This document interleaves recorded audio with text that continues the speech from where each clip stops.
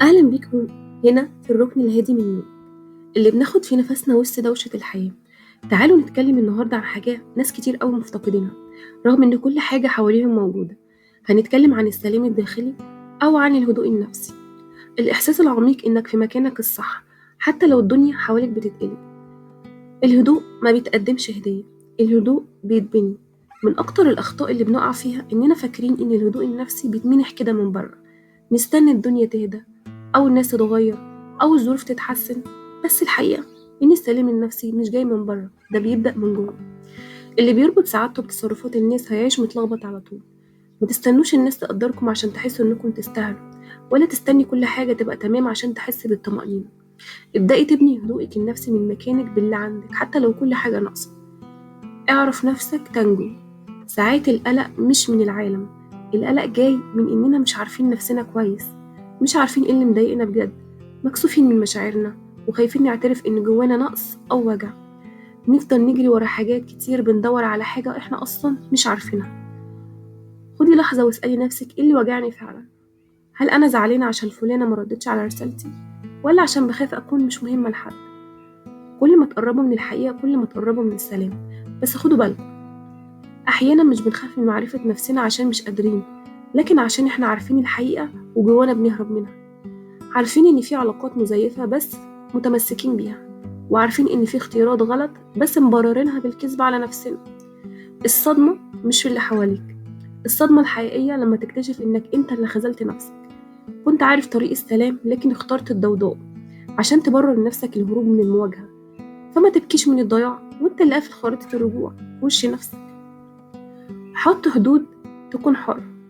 كتير من اضطرابنا النفسي بيجي لأننا مش عارفين نقول لأ، مكسوفين ننسحب أو نرفض، نرسم مسافة بيننا وبين اللي بيأذينا. بس الحقيقة إن السلام ما بيعيش في قلب مليان بالإكراه.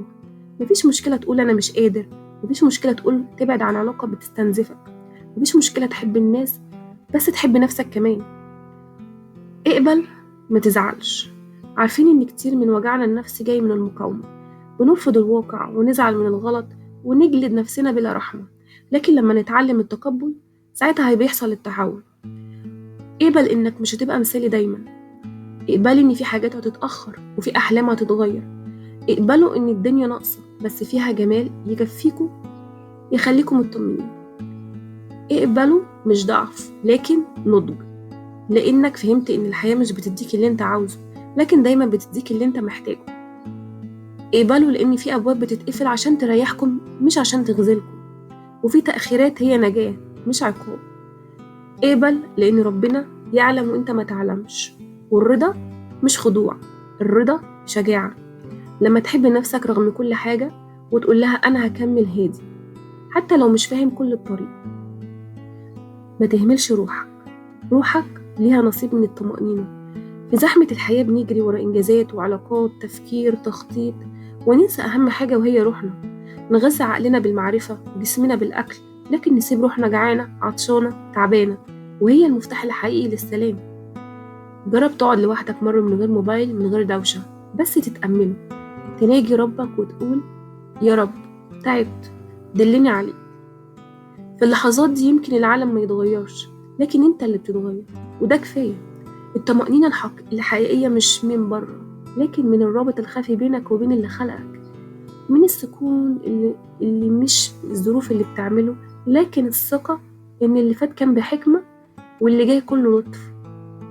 اسكت شوية واستمع، هتتفاجأ قد إيه روحك كانت مشتاقة ليك. أوقات أنت اللي بتأذي نفسك. الهدوء مش مفقود عشان الدنيا قاسية، لكن لأنك أنت اللي ماسك السكينة وبتفتح الجرح كل يوم. أنت اللي بتفكر في الماضي رغم إنك عارف إن محدش هيرجع يعتذر. أنت اللي بتجامل على حساب راحتك وبتكمل في علاقات بتوجعك بس علشان ما تزعلش حد. أنت اللي بتتعب نفسك بالتظاهر وبتقسو عليها لما تغلط وما بتديهاش فرصة ترتاح. يمكن الكلام صادم بس الاعتراف هو أول طريق السلام. ما تدورش على عدو بره، والمعركة الحقيقية جواك. حرر نفسك من نفسك وهتعرف شكل الهدوء لما يسكنك بجد. السلام الداخلي مش معناه إن حياتك من غير مشاكل، لكن إنك تفضل ثابت من جوه حتى لو الدنيا حواليك بتتهز. الهدوء النفسي رحلة بتبدأ بلحظة صدق مع نفسك وبقرار شجاع إنك تعيش زي ما أنت، مش زي ما الناس عاوزاك. خليك طيب مع نفسك لأنك أنت أقرب حد ليها وأكتر حد يستحق يفهمها. وقبل ما تسيب الحلقة دي أسألك سؤال واحد بس: إيه هي الحاجة اللي محتاج تتقبلها النهاردة عشان تبدأ رحلتك ناحية السلام؟